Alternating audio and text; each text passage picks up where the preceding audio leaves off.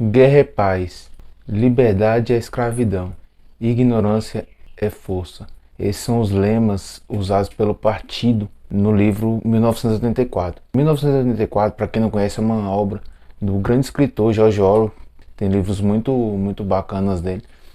E ele critica muito a questão do totalitarismo ou do autoritarismo. Esse livro foi escrito em 1948, né? Então ele é traduzido aqui como 1974, porque seria a inversão do número, né, do 48 e 84. O protagonista, na verdade, no livro, ele acha que ele está no ano de 1984, ele não tem certeza do tempo que ele vive. E a obra retrata os perigos de um governo totalitário, como isso é prejudicial. As pessoas são vigiadas o tempo inteiro, tem uma vigilância muito grande sobre elas. O grande irmão é a personificação do Estado e ele controla a vida das pessoas nos mínimos detalhes, no cotidiano. Então mostra muito essa questão do totalitarismo, o controle do idioma, o controle da fala, o controle dos costumes, do que você pode ou não fazer, do que você deve ou não fazer, até mesmo do pensamento. Então tinha crime de pensamento, você era julgado até mesmo pelo seu pensamento. Você cometia um crime de pensar. O lema desse partido já evidencia uma série de coisas. E esse livro ele retrata muito a questão do totalitarismo. Seja bem-vindo ao meu canal, eu sou Fabiano, professor de História. Não esqueça de deixar o like, compartilhar o vídeo com as pessoas para a gente compartilhar mais conteúdos de história aqui na plataforma do YouTube. Esse é o primeiro episódio do quadro Lendo a História, que eu vou usar livros, não só livros de história exatamente, livros no geral, também eu vou usar livros de história para a gente entender melhor o nosso presente, a nossa realidade, fazer contextualizações de alguns livros com a nossa vida prática. E esse vídeo eu vou tratar essa relação de totalitarismo e o livro de 1984. Uma das grandes características dos regimes totalitários, né? O totalitarismo é um tipo de regime que ele controla ou tenta controlar tudo da vida das pessoas. Ele é ainda pior do que o autoritarismo. É um tipo de regime que as pessoas que não estão gostando dele têm receio, têm medo de ser denunciado, inclusive por pessoas próximas, por pessoas que são seus familiares, amigos. E a Hannah Arendt fala muito bem disso também no seu livro A Banalidade do Mal, um conceito que ela explora melhor nesse livro, mas que é citado em outros. Hannah Arendt, ela que viveu durante o período do nazismo, ela aborda essa questão dos perigos do regime totalitarismo, o quão ruim é viver sem liberdade de expressão e sem democracia efetiva. Citei ela já em alguns vídeos. Ela fala inclusive de democracia com participação direta da população, né? Então a Hannah Arendt ela fala disso. Então o regime totalitário ele tenta controlar a vida das pessoas em todos os seus âmbitos. Ele é representado por uma figura. Quando a gente fala de nazismo, todas as pessoas já imaginam Hitler. O Hitler ele é a personificação do Estado nazista. Quando a gente fala de Itália fascista, a gente pensa em Benedetto Mussolini, que é a personificação do Estado fascista. Quando a gente pensa em socialismo, a gente tem algumas figuras, né? Principalmente o Stalin na Rússia. Então são figuras que são personificação do Estado. E de certa forma o Estado é personificado por eles e eles controlam o Estado da maneira que eles acham que deve ser. Então a relação entre pessoa física e Estado ela está bem mais próxima, está bem mais ligada, está bem mais quase que unificada, né?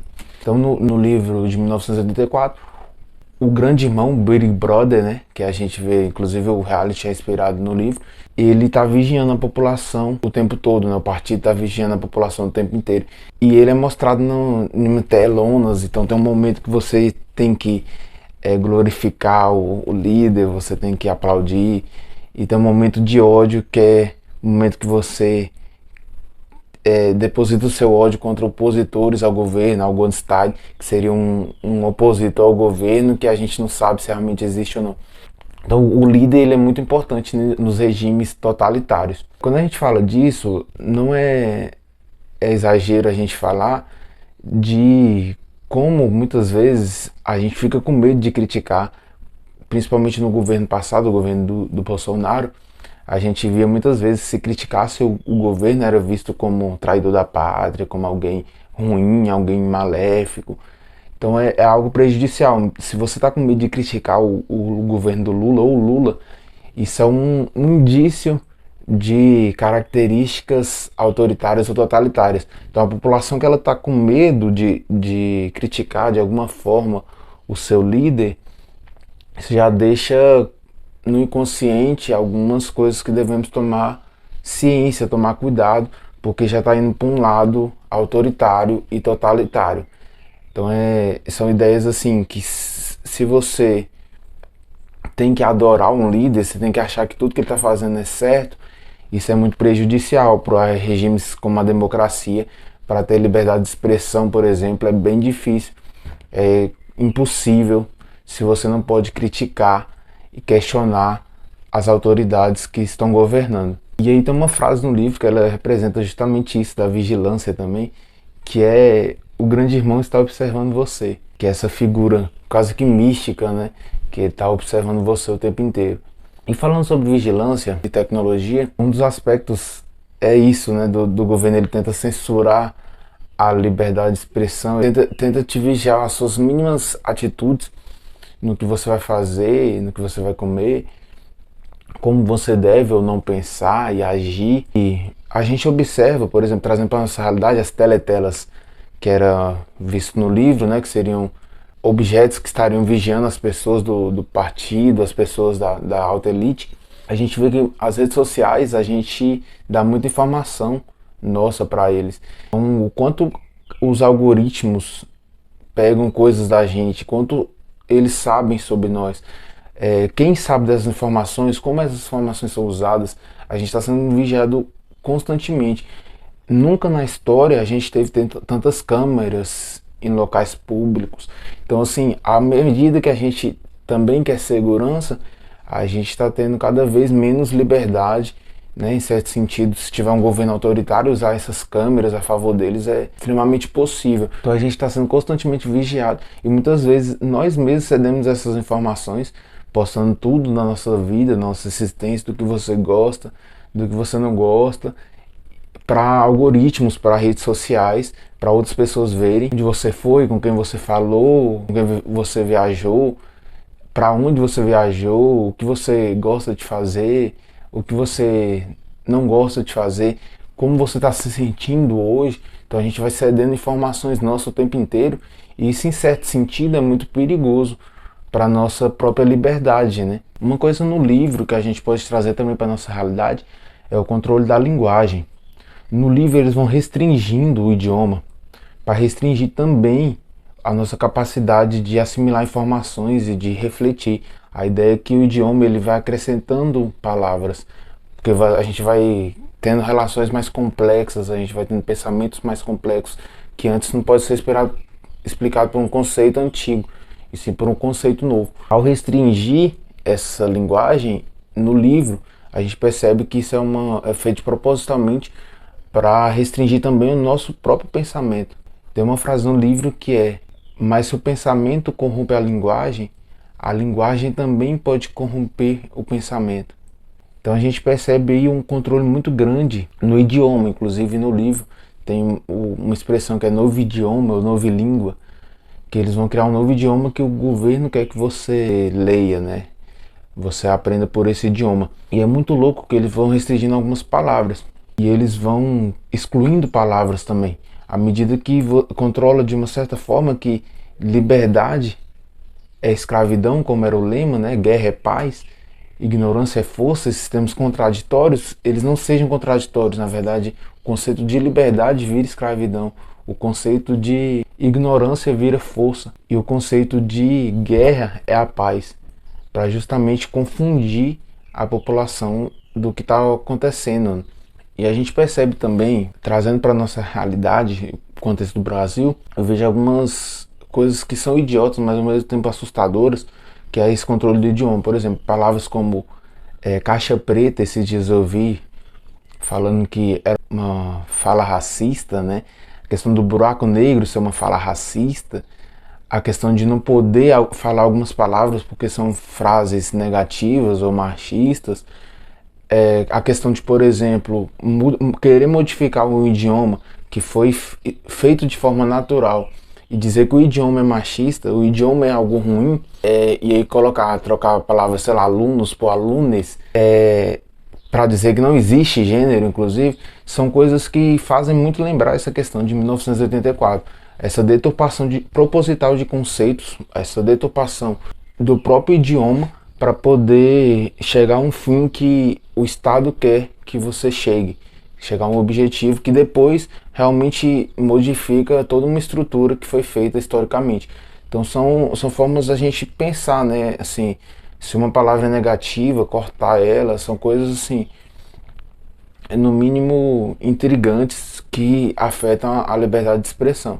É claro que, óbvio, tem palavras que são de fato racistas, você não pode chamar uma pessoa de alguns nomes, mas outras são problematizações irrelevantes que querem simplesmente cumprir uma agenda política. Uma coisa interessante do livro também é a questão do controle do passado, essa manipulação, tanto da realidade. Então, assim, o Winston, que é o protagonista, ele trabalha no governo, ele tem que excluir arquivos que, de certa forma, contrariem ou contradizem o que o governo está dizendo como verdade. Então, lá tem 3 continentes. Se a Eurásia está em guerra com a Lestásia, ela sempre esteve com a Lestásia. Sempre esteve. Aí se ela muda, a Eurásia está de guerra com a Lestásia, e a Eurásia fica em guerra com a Oceania, ela sempre esteve em guerra com a Oceania. Então há uma deturpação para o partido nunca errar, e o partido nunca erra. O partido nunca erra, ele não pode errar.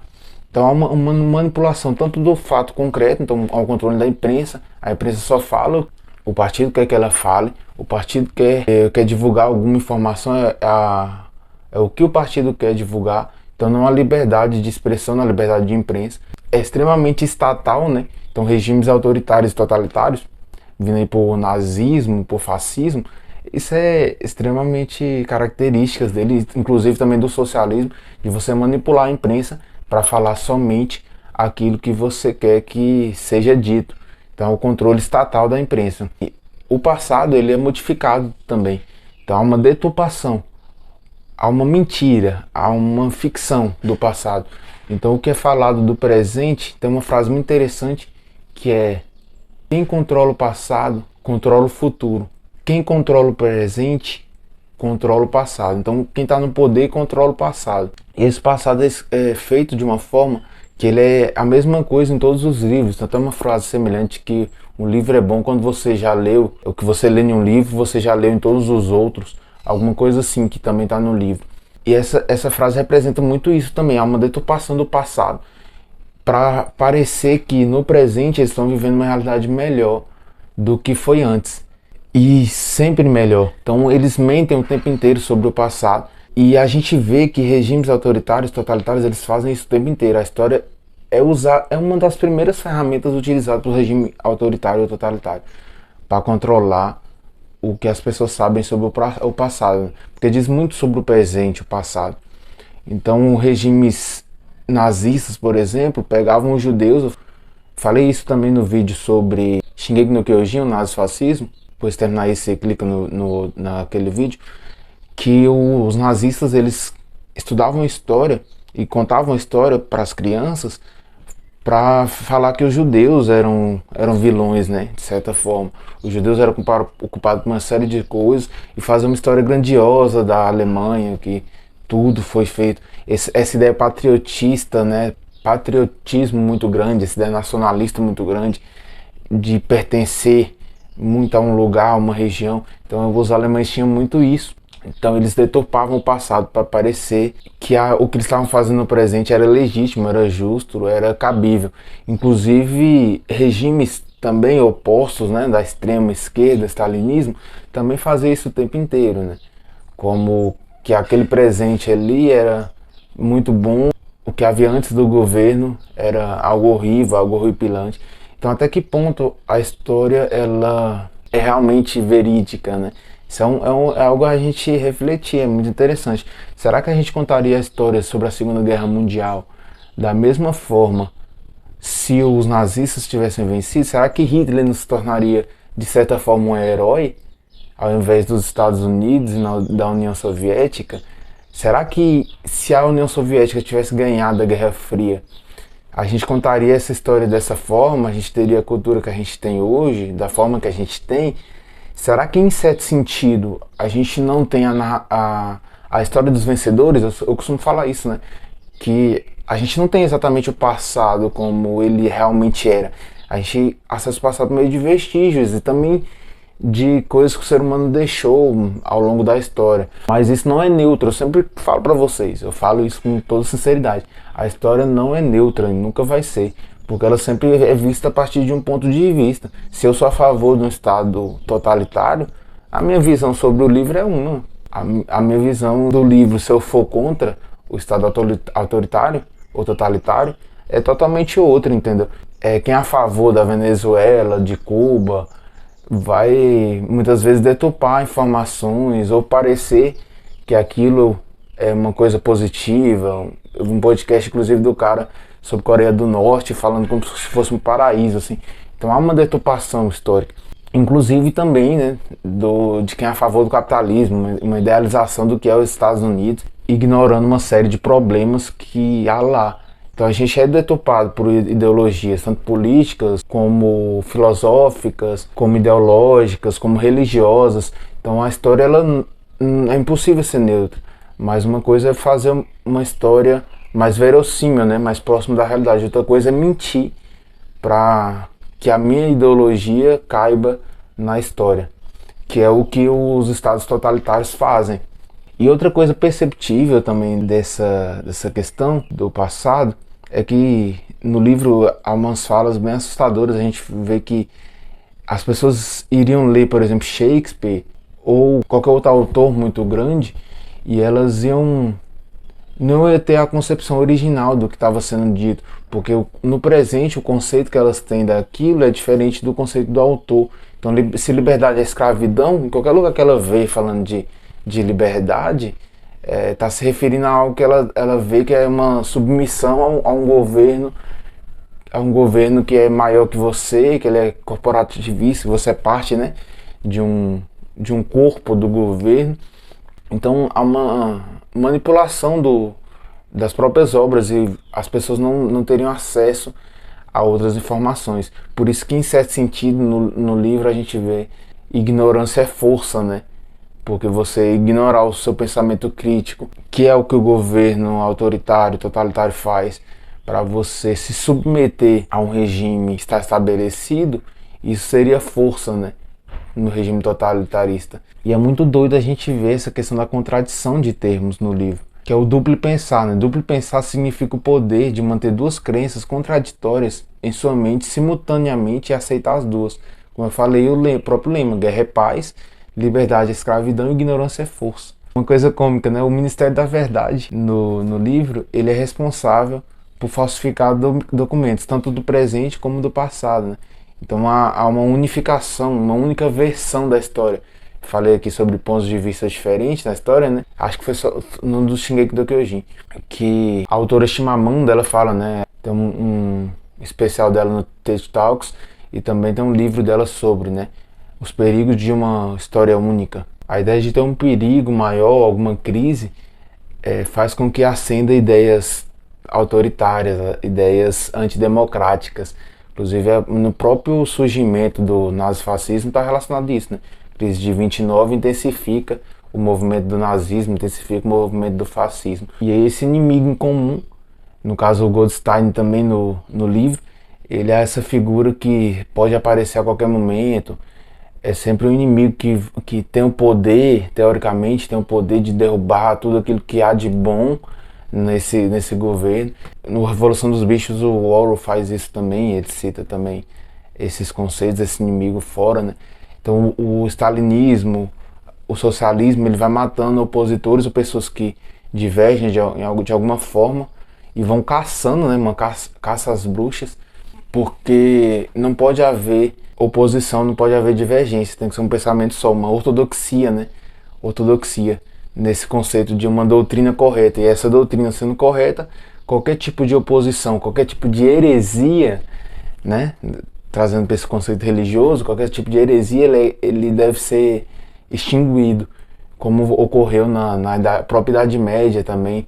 a caçar as bruxas, a Inquisição, de você não poder se opor a um regime, a alguma forma de poder. Então sempre que você tiver algum receio ou tiver medo de se posicionar, tiver falta de liberdade de expressão, são indícios de algum grau de autoritarismo, algum grau de totalitarismo. E a gente como indivíduo, a gente não pode deixar se submeter pelo coletivismo, de certa forma, apesar de ser importante em alguns momentos esses movimentos coletivistas, a gente tem que entender que a gente também é indivíduo, né?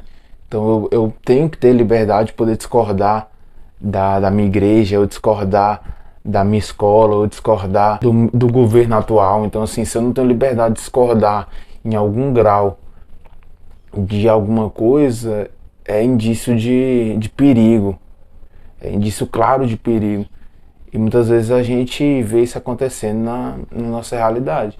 E infelizmente as pessoas querem nos controlar ou nos manipular a todo momento, né? A gente não pode deixar que isso ocorra. A gente tem que ter liberdade de pensamento e lutar por essa liberdade de pensamento também.